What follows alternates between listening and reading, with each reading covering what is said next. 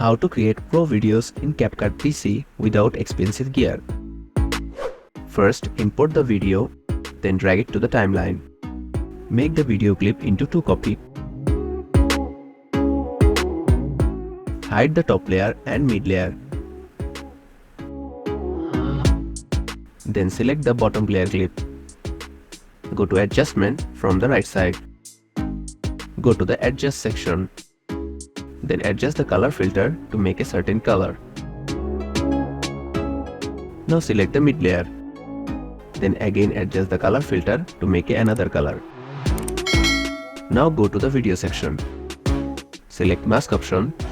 Select horizontal mask. Make the horizontal line 90 degree. Use feather to smooth the border line. Now select the top layer.